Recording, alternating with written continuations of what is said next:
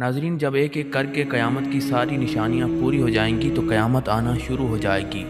قیامت کی ابتدا نفخ صور سے ہوگی، جس کے بارے میں رسول اکرم صلی اللہ علیہ وسلم کا ارشاد گرامی ہے۔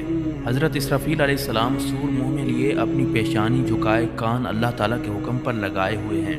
جیسے ہی اللہ تعالیٰ حکم دے گا وہ سور پھونکنا شروع کر دیں گے اور یوں قیامت کا آغاز ہو جائے گا۔ مسلم شریف کی ایک حدیث کے مطابق یہ جمعہ کا دن ہوگا۔ لوگ اپنے اپنے کاموں میں مشغول ہوں گے کہ اچانک مشرق و مغرب کے تمام لوگ ایک لمبی آواز سنیں گے جو آہستہ آہستہ اونچی ہوتی چلی جائے گی۔ اس نامانوس آواز کی ہولناکی اور سختی کی وجہ سے لوگوں میں اضطراب اور بے چینی پھیلنی شروع ہو جائے گی۔ جب سور کی آواز بجلی کی کڑک کی طرح شدت اختیار کر جائے گی تب لوگ مرنا شروع ہو جائیں گے۔ جو آدمی جہاں ہوگا وہیں گر پڑے گا۔ جیسے جیسے سورہ اسرافیل بلند ہوتی چلی جائے گی ویسے ویسے نظام کائنات درہم برہم ہونا شروع ہو جائے گا۔ زمین آندھی میں ہچکولے کھانے والی قندیل کی طرح زلزلوں کی زد میں آ جائے گی۔ پہاڑ گرد و غبار بن کر اڑنے لگیں گے، سمندروں میں آگ بھڑک اٹھے گی، آسمان پھٹ جائے گا، سورج چاند اور ستارے بے نور ہو جائیں گے، تمام زیرو مخلوق انسان جن اور فرشتے فنا ہو جائیں گے، حتیٰ کہ ملک الموت حضرت اسرائیل علیہ السلام بھی اپنی روح اللہ تعالیٰ کے حوالے کر دیں گے۔ ہر جاندار اور غیر جاندار چیز فنا ہو جائے گی، صرف اللہ تبارک و تعالیٰ کی وحدہ لا شریک ذات باقی رہ جائے گی، اور اللہ تبارک و تعالیٰ کا یہ ارشاد پورا ہو جائے گا، ہر چیز جو اس زمین پر ہے فنا ہونے والی ہے اور صرف تیرے رب ذوالجلال والاکرام کی ذات ہی باقی رہنے والی ہے۔ پھر جب ہر چیز فنا ہو جائے گی تو اللہ سبحانہ و تعالیٰ اعلان فرمائے گا، دنیا میں جبار بننے والے کہاں ہیں؟ دنیا میں متکبر بننے والے کہاں ہیں؟ آج کے روز بادشاہی کس کی ہے؟ ایک طویل سناٹے کے بعد اللہ رب العزت خود ہی اس سوال کا جواب ارشاد فرمائیں گے، آج کے روز بادشاہی صرف اللہ قہار کی ہے۔ پھر ایک طویل مدت جس کا علم اللہ تعالیٰ کو ہے سکوت اور سناٹے میں گزر جائے گی۔ پھر جب اللہ تعالیٰ چاہیں گے نئے سرے سے آسمان، زمین اور فرشتوں کو پیدا فرمائیں گے۔ نئی زمین میں عمارتوں، درختوں، پہاڑوں اور سمندروں کا نام و نشان تک نہیں ہوگا، بلکہ وہ سفید، ہموار اور چٹیل میدان ہوگی جو اپنے رب کے نور سے خوب روشن ہوگی۔ انسانوں کو دوبارہ پیدا کرنے کے لیے آسمان سے ایک بارش نازل ہوگی جس کے نتیجے میں ہر انسان کی ریڑھ کی ہڈی سے پورا انسانی ڈھانچہ تیار ہو جائے گا اور اس پر گوشت بھی چڑھا دیا جائے گا۔ اس کے بعد حضرت اسرافیل علیہ السلام کو دوسری مرتبہ سور پھونکنے کا حکم دیا جائے گا۔ تمام انسان ننگے پاؤں، ننگے بدن اور بے ختنہ اٹھ کھڑے ہوں گے جس طرح ماں کے پیٹ سے پیدا ہوئے تھے، اور اللہ تعالیٰ کا یہ فرمان بھی پورا ہو جائے گا، تم لوگ فردن فردن ہمارے پاس حاضر ہوگے جس طرح ہم نے پہلی مرتبہ تمہیں پیدا کیا تھا۔ سب سے پہلے نبی اکرم صلی اللہ علیہ وسلم اپنی قبر مبارک سے اٹھیں گے، پھر حضرت عیسیٰ علیہ السلام اور دیگر انبیاء کرام زندہ ہوں گے، اس کے بعد پھر شہداء، صلحاء، فضلاء اور اہل ایمان اٹھیں گے، پھر فساق، فجار اور پھر کفار و مشرکین اپنی قبروں سے اٹھ کھڑے ہوں گے۔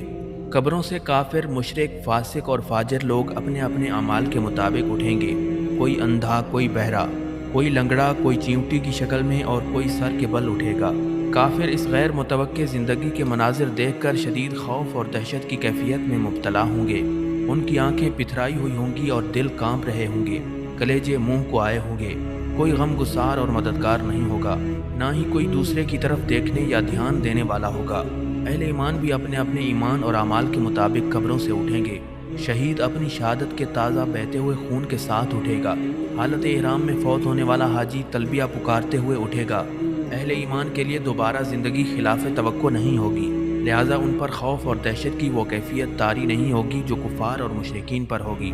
قبروں سے اٹھتے ہی ہر انسان پر 2 فرشتے مقرر کر دیے جائیں گے جو اسے میدان حشر میں پہنچا دیں گے۔ یاد رہے ملک شام کا علاقہ میدان حشر ہوگا، لوگوں کو اپنی اپنی قبروں سے اٹھ کر وہیں پہنچنا ہوگا۔ کفار میں سے جو لوگ اپنی قبروں سے اندھے اٹھیں گے وہ ٹھوکریں کھاتے، گرتے پڑتے وہاں پہنچیں گے۔ جو لوگ چیونٹیوں کے جسم میں اٹھیں گے وہ لوگوں کے پاؤں تلے روندے اور کچلے جا رہے ہوں گے۔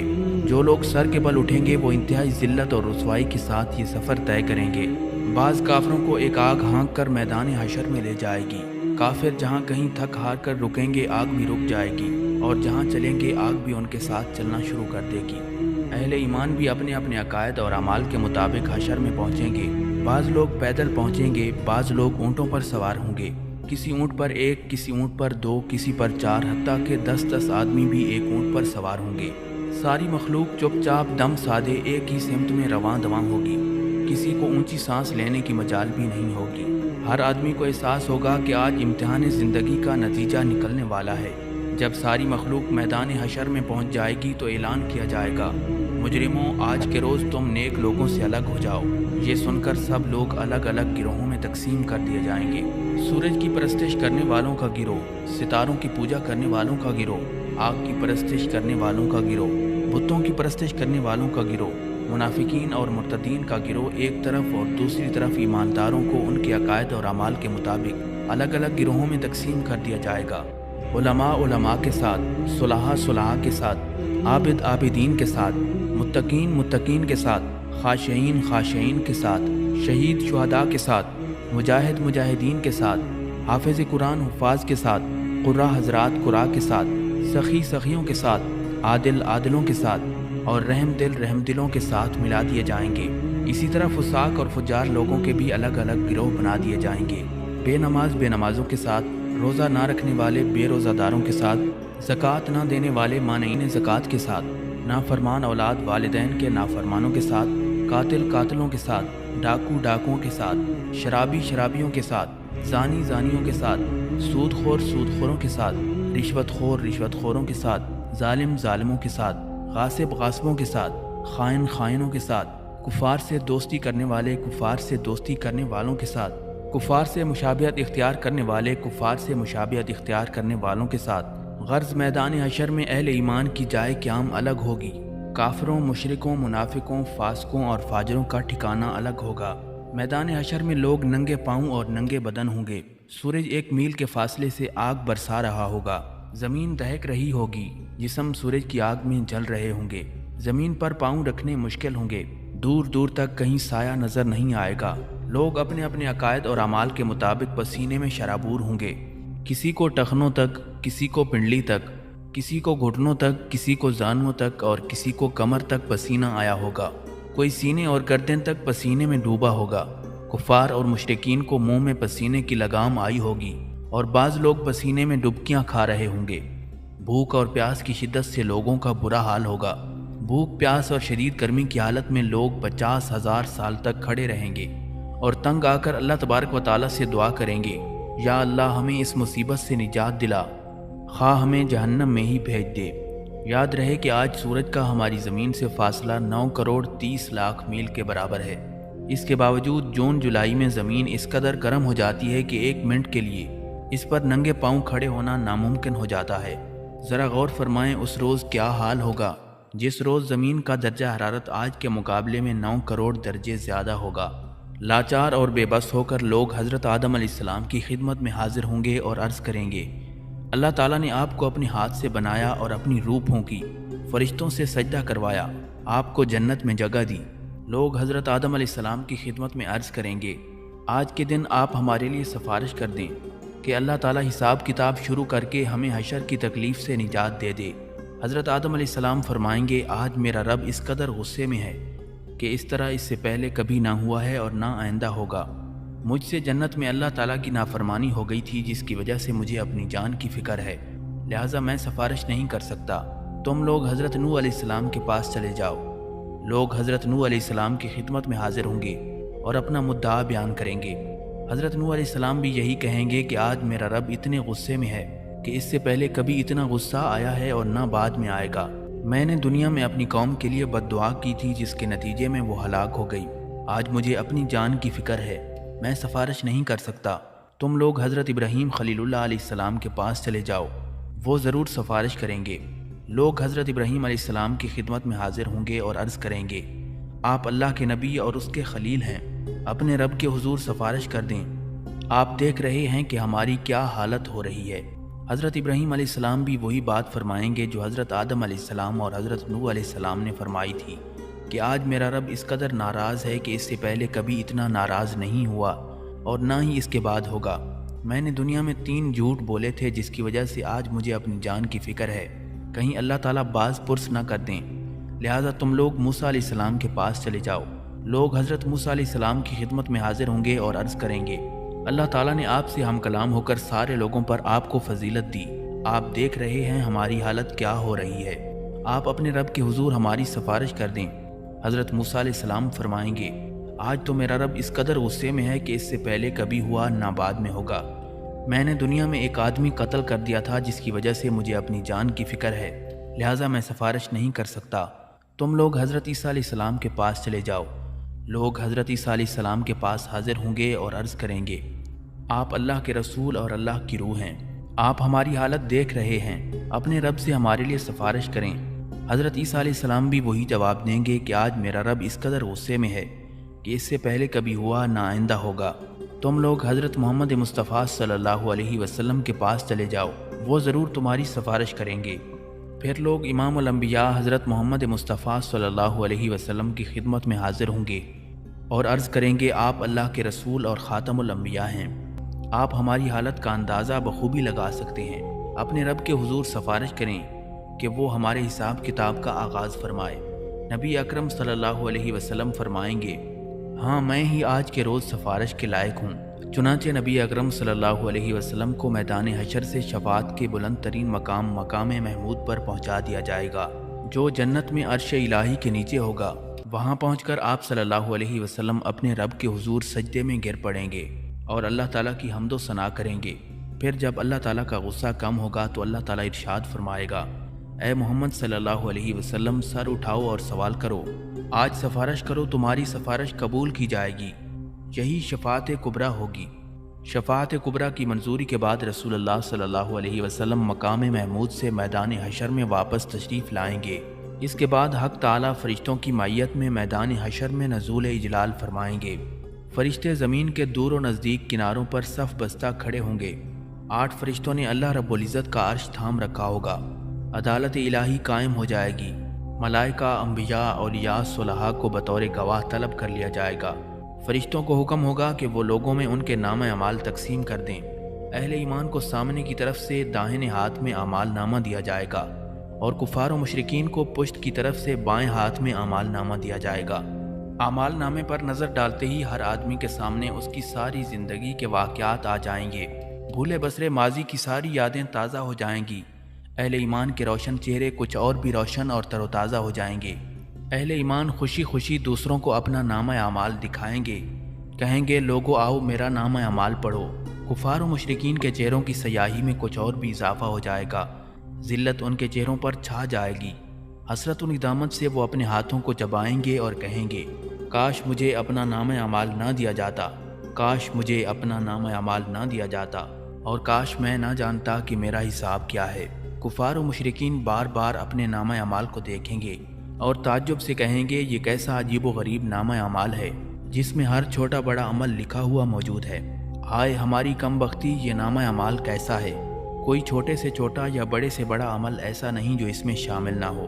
اعمال ناموں کی تقسیم کے بعد سوال و جواب کا سلسلہ شروع ہوگا۔ اللہ تعالیٰ جس سے چاہے گا بغیر کسی ترجمان کے براہ راست سوال کرے گا۔ سب سے پہلے مشرکوں سے پوچھا جائے گا کہ انہوں نے شرک کیوں کیا۔ مشرک انکار کر دیں گے اور اللہ تعالیٰ کی قسم کھا کر کہیں گے، ہم نے تو کبھی شرک نہیں کیا تھا۔ اللہ تعالیٰ کرامن کاتبین کو گواہی کے لیے بلائیں گے تو وہ مشرکوں کے شرک کی گواہی دیں گے، لیکن مشرک پھر انکار کر دیں گے۔ شرک سے بھرپور کرامن کاتبین کا تیار کیا ہوا نامہ اعمال ان کے سامنے رکھا جائے گا۔ مشرک اس سے بھی انکار کر دیں گے۔ پھر اس دور کے انبیاء، علماء یا اولیاء کو گواہی کے لیے بلایا جائے گا تو وہ ان کے شرک کی گواہی دیں گے، لیکن مشرک اس سے بھی انکار کر دیں گے۔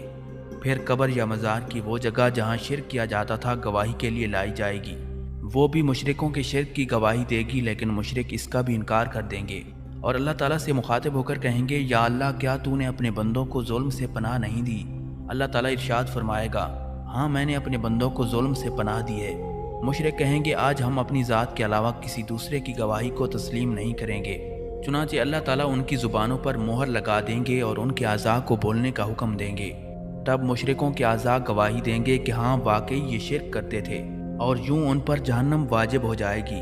اپنے اعضاء کو لعن طعن کریں گے کہ ہم تو تمہیں جہنم سے بچانے کی کوشش کر رہے تھے۔ جواب میں اعضاء کہیں گے، جس اللہ نے تمہیں بولنے کی قوت عطا فرمائی ہے اس نے ہمیں بولنے کا حکم دیا تھا، ہم کیسے انکار کر سکتے تھے؟ ایک منافق سے اللہ تعالیٰ سوال کرے گا، کیا میں نے تمہیں دنیا میں عزت، حکومت، اہل و عیال اور مال و دولت نہیں دیا تھا؟ وہ عرض کرنے لگا، کیوں نہیں یا اللہ، سب کچھ دیا تھا۔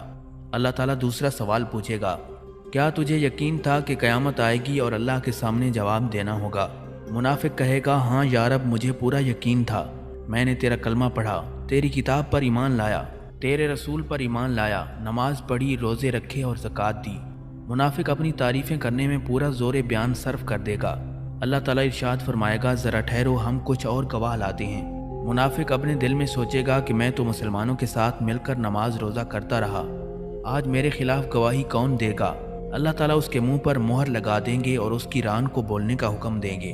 چنانچہ اس کی ران، اس کے بدن کا گوشت، اس کے بدن کی ہڈیاں اور اس کے جسم کا رواں رواں اس کے نفاق کی گواہی دے گا کہ ایک طرف تو یہ نماز روزہ کرتا رہا اور دوسری طرف کفار کی دوستی پر نازاں تھا، ان کے مفادات کا تحفظ کرتا رہا، مسلمانوں کو دھوکہ دیتا رہا اور ان سے غداری کرتا رہا۔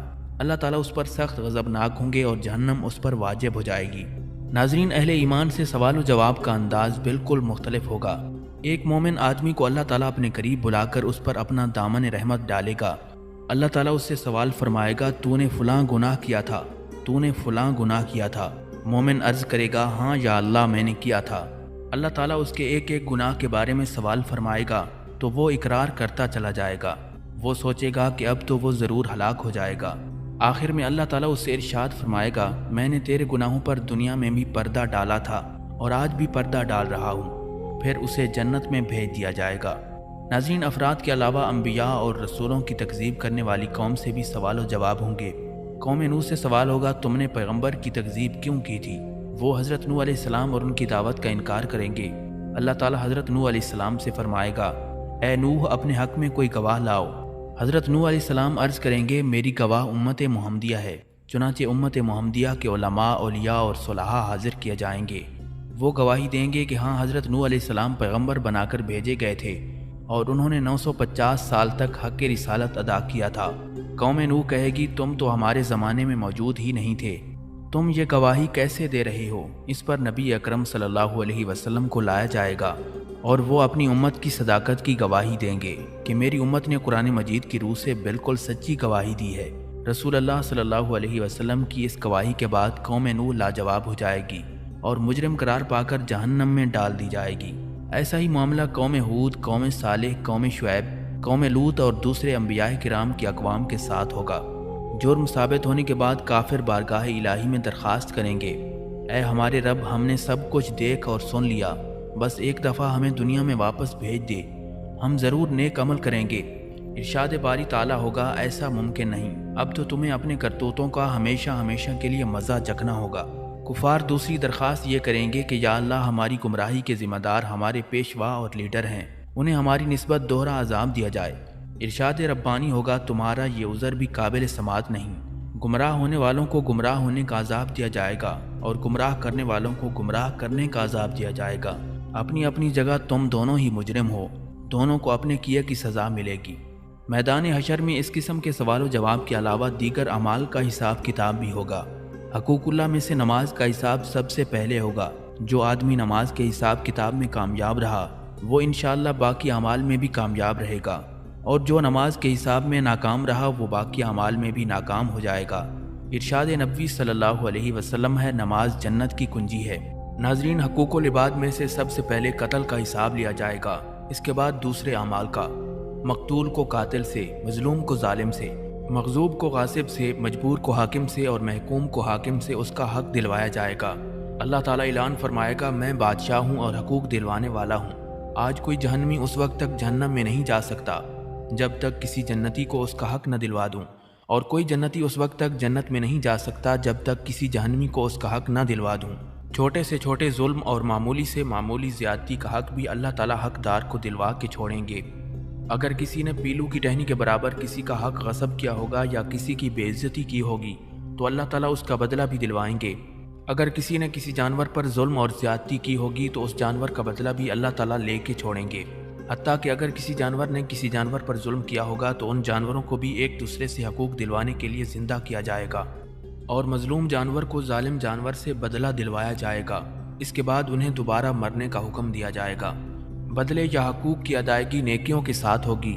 ظالم نے مظلوم پر جتنا ظلم کیا ہوگا اس کے برابر اس کی نیکیاں لے کر مظلوم کو دے دی جائیں گی۔ اگر ظالم کے نامہ اعمال میں نیکیاں نہیں ہوں گی تو پھر مظلوم کے گناہ ظالم کے سر پر ڈال دیے جائیں گے۔ حقوق لینے اور دینے کے بعد تمام انسانوں کے نامہ اعمال اپنی آخری شکل میں وزن ہونے کے لیے تیار ہو جائیں گے اور اتمام حجت کے لیے میزان قائم کیا جائے گا۔ میزان میں جن لوگوں کی نیکیوں کا پلڑا بھاری ہوگا وہ کامیاب قرار پائیں گے اور جنت میں چلے جائیں گے، اور جن کی برائیوں کے پلڑے بھاری ہوں گے وہ جہنم میں چلے جائیں گے۔ بعض لوگوں کے میزان میں ایک نیکی کی زیادتی یا ایک نیکی کی کمی ان کے جنتی یا جہنمی ہونے کا فیصلہ کر دے گی، اور کہا جاتا ہے کہ ہر شخص کے اعمال تلنے پر ایک فرشتہ اعلان کرے گا کہ فلاں ابن فلاں کامیاب ہو گیا اور فلاں ابن فلاں ناکام ہوا۔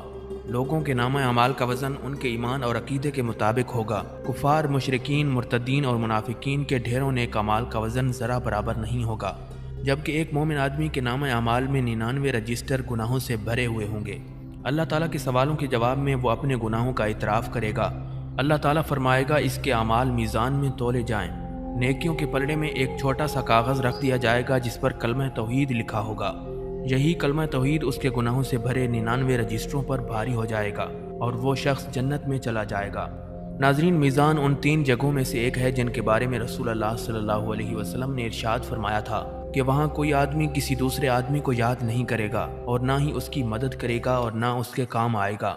اگر کسی آدمی کی ایک نیکی میزان میں کم ہو گئی تو سارے میدان حشر میں کوئی بھی اسے ایک نیکی دینے پر تیار نہیں ہوگا۔ ناظرین، سب سے آخری اور مشکل ترین مرحلہ صراط کا ہوگا۔ ہر آدمی کو پل صراط سے گزر کر جنت میں جانا ہوگا۔ پل صراط بال سے باریک اور تلوار کی دھار سے زیادہ تیز ہوگا، جسے جہنم کے اوپر رکھا جائے گا اور لوگوں کو اس سے گزرنے کا حکم دیا جائے گا۔ گزرنے سے پہلے پورے میدان حشر میں ہر طرف مکمل تاریکی اور اندھیرا چھا جائے گا۔ ہر آدمی کو اس کے عقیدے اور اعمال کے مطابق صراط سے گزرنے کے لیے نور دیا جائے گا۔ اہل ایمان کو 2 نور کی مشعلیں دی جائیں گی، بعض کو 1 مشعل دی جائے گی اور بعض لوگوں کو ٹمٹماتے چراغ کی روشنی دی جائے گی، حتیٰ کہ سب سے کم درجہ اس شخص کا ہوگا جس کے پاؤں کے انگوٹھے پر روشنی ہوگی۔ اہل ایمان پل صراط سے گزرتے ہوئے اللہ تعالیٰ سے دعا مانگیں گے، اے ہمارے پروردگار، ہمارا نور آخر تک قائم رکھ، ہمیں بخش دے، بے شک تو ہر چیز پر قادر ہے۔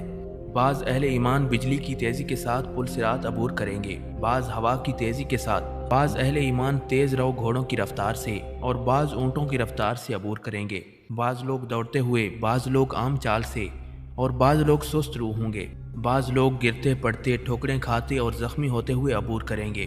پل صراط کے دونوں طرف کانٹے لگے ہوں گے جو اللہ تعالیٰ کے حکم کے مطابق بعض لوگوں کے چلنے میں صرف رکاوٹ ڈالیں گے، بعض لوگوں کو پل کے اوپر سے ہی بار بار گراتے رہیں گے، بعض لوگوں کو صرف زخمی کریں گے اور بعض کو کھینچ کر جہنم میں ڈال دیں گے۔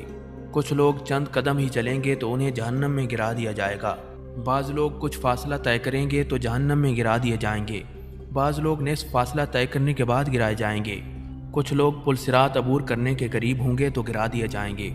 انسان کے اعمال صالحہ صراط پر نہ صرف نور مہیا کریں گے بلکہ انسان کی حفاظت بھی کریں گے۔ یہ بھی کہا جاتا ہے کہ قربانی کے جانور سواریوں کا کام دیں گے۔ پل صراط سے گزرنے کا منظر اس قدر ہولناک ہوگا کہ کسی کی زبان سے کوئی بات نہیں نکلے گی، صرف انبیاء کرام کی زبان سے یہ آواز سنائی دے گی، رب سلم رب سلم، یا اللہ بچا لے، یا اللہ بچا لے۔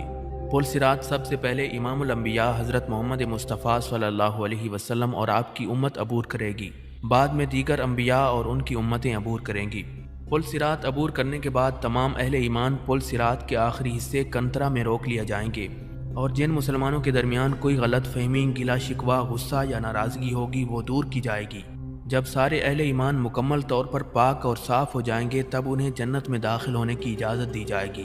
رسول اکرم صلی اللہ علیہ وسلم جنت کے دروازے پر تشریف لائیں گے، دروازہ کھلے گا تو آپ صلی اللہ علیہ وسلم اپنی امت سمیت جنت میں قدم رنجہ فرمائیں گے۔ جنت میں داخل ہونے کے بعد آپ صلی اللہ علیہ وسلم کو اپنی امت کی فکر لاحق ہوگی۔ نبی علیہ الصلوۃ والسلام اپنی امت کا حال دریافت فرمائیں گے۔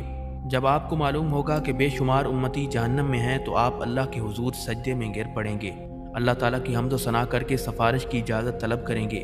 طویل مدت سجدے میں گزارنے کے بعد حکم ہوگا، اے محمد صلی اللہ علیہ وسلم، جاؤ، اپنی امت میں سے جن کے دل میں جو کے دانے کے برابر ایمان ہے انہیں جہنم سے نکال کر جنت میں داخل کر دو۔ پھر رسول اکرم صلی اللہ علیہ وسلم فرشتوں کو لے کر اپنی امت کے برگزیدہ افراد کے ساتھ جہنم کے کنارے تک جائیں گے اور فرمائیں گے، اپنے اپنے عزیز و اقارب اور اپنی اپنی جان پہچان کے افراد کی نشانی بتاؤ۔ تاکہ فرشتے انہیں نکال لائیں۔ چنانچہ ایسے لوگ جن کے دل میں جو کے دانے کے برابر ایمان ہوگا انہیں جہنم سے نکال کر جنت عطا کر دی جائے گی۔ اس وقت نبی کریم صلی اللہ علیہ وسلم کی امت اہل جنت کا 1/4 ہوگی۔ آپ صلی اللہ علیہ وسلم کی سفارش دیکھ کر دیگر انبیاء کرام بھی اپنی اپنی امتوں کی سفارش شروع کر دیں گے۔ امت محمدیہ کے شہداء، اولیاء، علماء اور صلحاء کو بھی شفاعت کی اجازت دی جائے گی، اور وہ بھی اپنے اپنے عزیز و اقارب اور جان پہچان کے لوگوں کی سفارش کر کے انہیں جہنم سے نکلوا کر جنت میں لے جائیں گے۔ رسول اکرم صلی اللہ علیہ وسلم جنت میں واپس پہنچ کر پھر امت کے بارے میں سوال کریں گے کہ اب میری امت میں سے کتنے جہنم میں باقی ہیں۔ آپ صلی اللہ علیہ وسلم کو بتایا جائے گا ابھی تو ہزارہ تعداد میں لوگ جہنم میں موجود ہیں۔ رسول اللہ صلی اللہ علیہ وسلم پھر سفارش کے لیے سجدے میں گر پڑیں گے۔ اذن شفاعت ملے گا کہ آپ صلی اللہ علیہ وسلم کی امت کے وہ افراد جن کے دل میں چیونٹی یا رائی کے برابر ایمان ہے انہیں بھی نکال لاؤ۔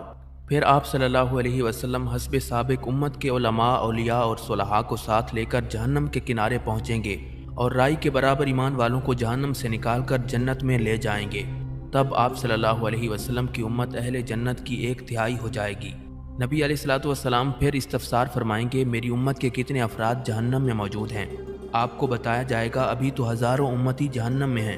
نبی علیہ الصلوۃ والسلام پھر اذن شفاعت کے لیے سجدہ ریز ہو جائیں گے، اللہ تعالیٰ کی حمد و ثنا کریں گے۔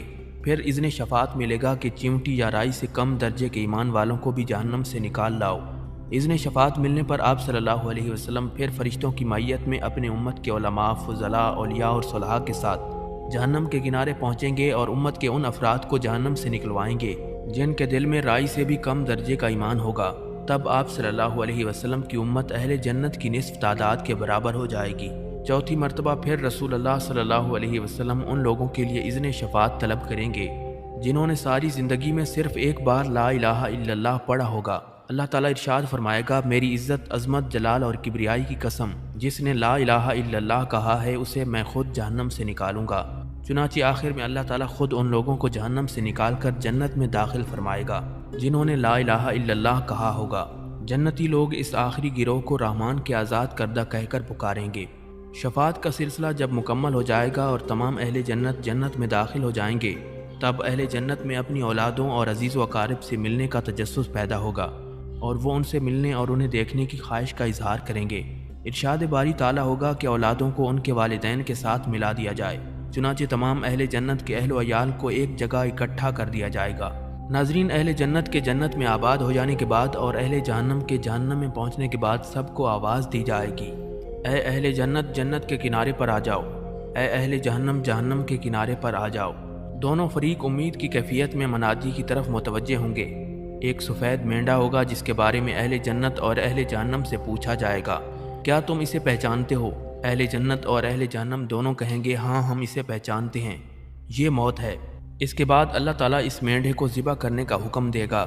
مینڈے کو ذبح کرنے کے بعد اعلان کر دیا جائے گا، اے جنت والو تمہارے لیے ہمیشہ ہمیشہ کے لیے جنت ہے، تمہیں کبھی موت نہیں آئے گی، اور اے جہنم والو تمہارے لیے ہمیشہ ہمیشہ کی جہنم ہے، تمہیں کبھی موت نہیں آئے گی۔ یہ سن کر جنتی لوگ اس قدر خوش ہوں گے کہ اگر خوشی سے مرنا ممکن ہوتا تو جنتی لوگ خوشی سے مر جاتے۔ جہنمی یہ اعلان سن کر اس قدر مغموم ہوں گے کہ اگر غم سے مرنا ممکن ہوتا تو جہنمی لوگ غم سے مر جاتے۔ سور پھونکنے سے لے کر جنت یا جہنم میں پہنچنے تک کے یہ وہ مراحل ہیں جن سے ہر انسان کو گزرنا ہوگا۔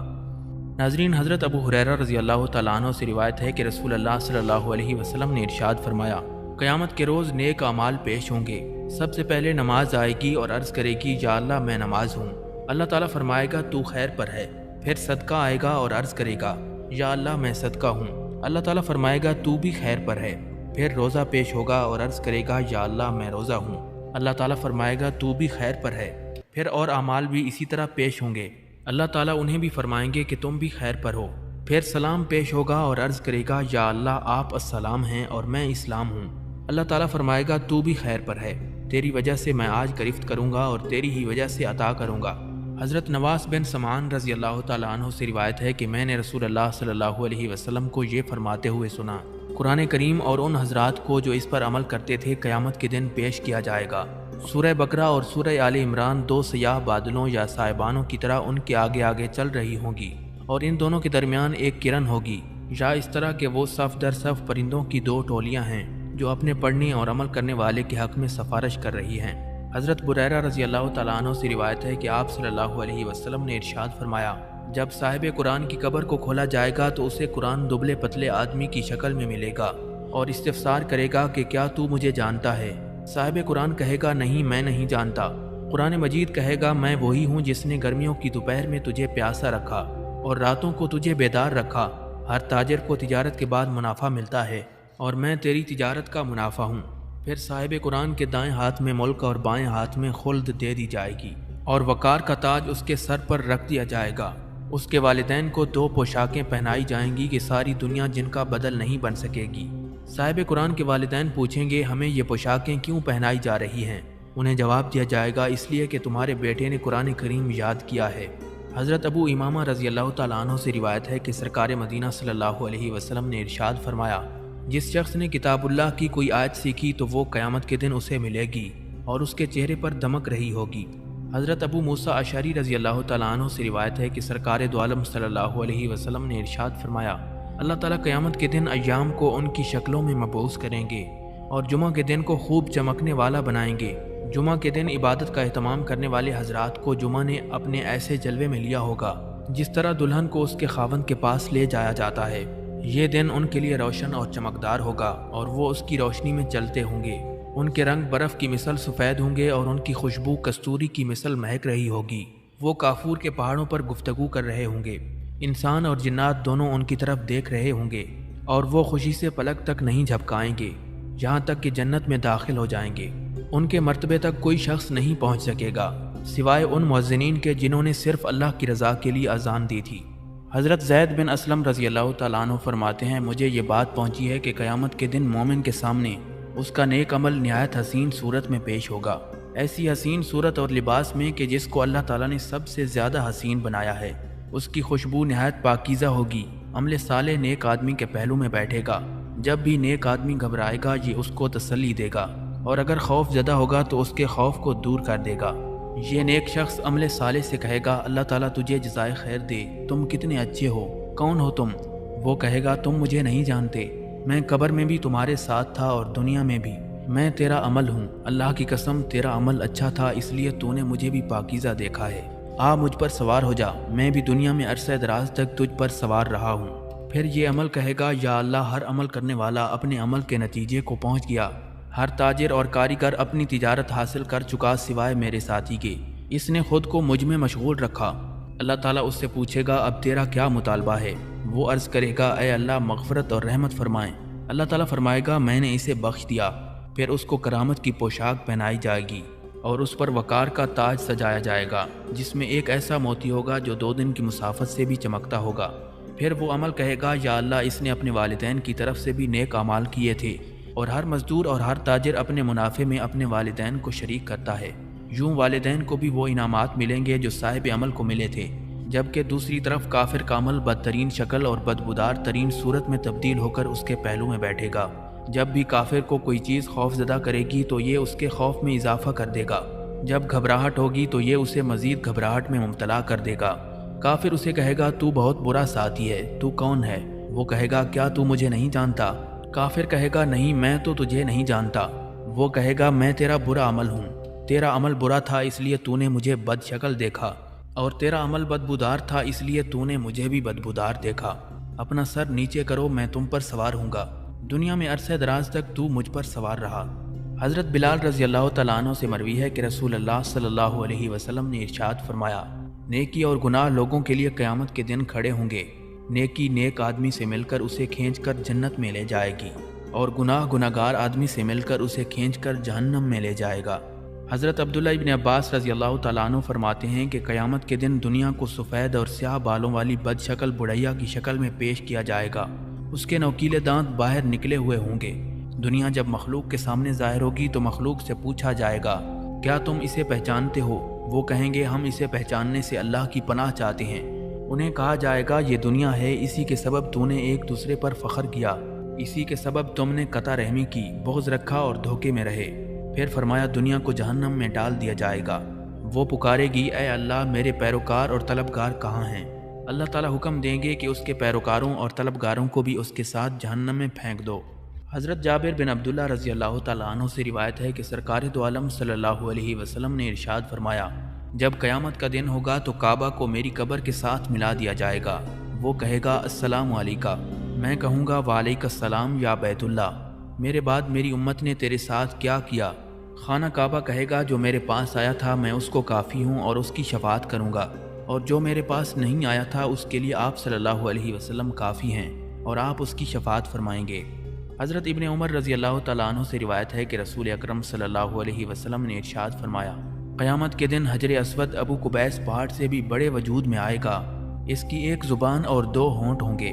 حضرت عبداللہ ابن عباس رضی اللہ تعالیٰ عنہ سے روایت ہے کہ سرکار دو عالم صلی اللہ علیہ وسلم نے ارشاد فرمایا، حجر اسود جنت کے یاقوتوں میں سے ایک سفید یاقوت تھا، اسے مشرکین کے گناہوں نے سیاہ کر دیا ہے، قیامت کے دن اس کو احد پہاڑ کے برابر پیش کیا جائے گا۔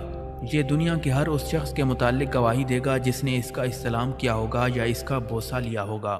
حضرت عبد الرحمن ابن عوف رضی اللہ تعالیٰ عنہ سے روایت ہے کہ رسول اللہ صلی اللہ علیہ وسلم نے ارشاد فرمایا، تین چیزیں قیامت کے دن عرش الہی کے نیچے ہوں گی، قرآن بھی لوگوں کے ساتھ جھگڑا کر رہا ہوگا، امانت بھی اور صلہ رحمی بھی۔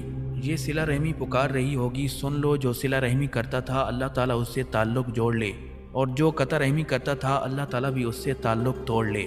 حضرت عائشہ صدیقہ رضی اللہ تعالیٰ عنہ سے روایت ہے کہ رسول کائنات صلی اللہ علیہ وسلم نے ارشاد فرمایا، قربانی کے دن انسان کا کوئی عمل بھی اللہ کے نزدیک خون بہانے یعنی قربانی سے افضل نہیں ہوتا۔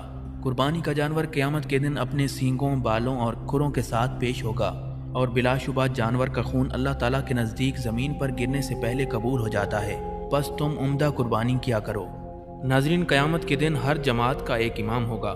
حضرت ابن عمر رضی اللہ تعالیٰ عنہ سے روایت ہے کہ رسول اللہ صلی اللہ علیہ وسلم نے ارشاد فرمایا، اللہ تعالیٰ کے نزدیک سب سے پسندیدہ لوگ غرباء ہوں گے۔ عرض کیا گیا غرباء کون لوگ ہیں؟ فرمایا کہ وہ لوگ جو اپنے دین کو بچاتے پھریں گے۔ یہ حضرات قیامت کے دن حضرت عیسیٰ علیہ السلام کے پاس جمع ہو جائیں گے۔ حضرت ابی عون رضی اللہ تعالیٰ عنہ سے روایت ہے کہ رسول اللہ صلی اللہ علیہ وسلم نے ارشاد فرمایا، حضرت معاذ بن جبل رضی اللہ تعالیٰ عنہ قیامت کے دن علماء سے ایک درجہ آگے ہوں گے۔ علامہ جلال الدین سیوطی رحمۃ اللہ علیہ فرماتے ہیں کہ قیامت کے دن حضرت معاذ بن جبل رضی اللہ تعالیٰ عنہ علماء کرام کے امام بن کر آئیں گے اور علماء ان کے پیچھے پیچھے ہوں گے۔ حضرت زید بن ارقم رضی اللہ تعالیٰ عنہ سے روایت ہے کہ سرکار مدینہ صلی اللہ علیہ وسلم نے ارشاد فرمایا، بلال خوب آدمی ہیں، یہ قیامت کے دن مؤذنین کے سردار ہوں گے، اور مؤذنین کی گردنیں قیامت کے دن باقی لوگوں سے لمبی ہوں گی۔ حضرت ابو ہریرہ رضی اللہ تعالیٰ عنہ سے روایت ہے کہ سرکار مدینہ صلی اللہ علیہ وسلم نے ارشاد فرمایا، امرا القیس شعراء کو جہنم میں لے جانے والا قائد ہوگا، کیونکہ اسی نے سب سے پہلے شیر کے قوافی کو مستحکم کیا تھا۔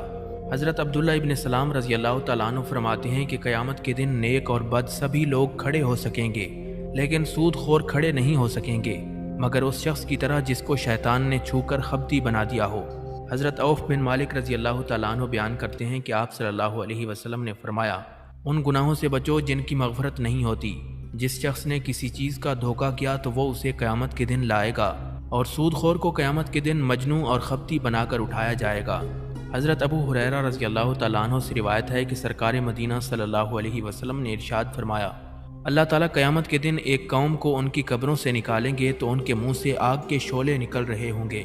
عرض کیا گیا، یا رسول اللہ صلی اللہ علیہ وسلم یہ کون لوگ ہوں گے؟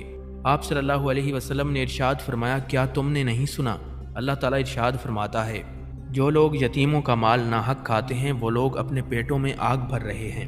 حضرت سعد بن عبادہ رضی اللہ تعالیٰ عنہ سے روایت ہے کہ سرکار مدینہ صلی اللہ علیہ وسلم نے ارشاد فرمایا، جس شخص نے بھی قرآن سیکھا پھر اس کو بھول گیا تو وہ اللہ تعالیٰ کے سامنے اس حال میں پیش ہوگا کہ اسے کوڑ کی بیماری لاحق ہوگی۔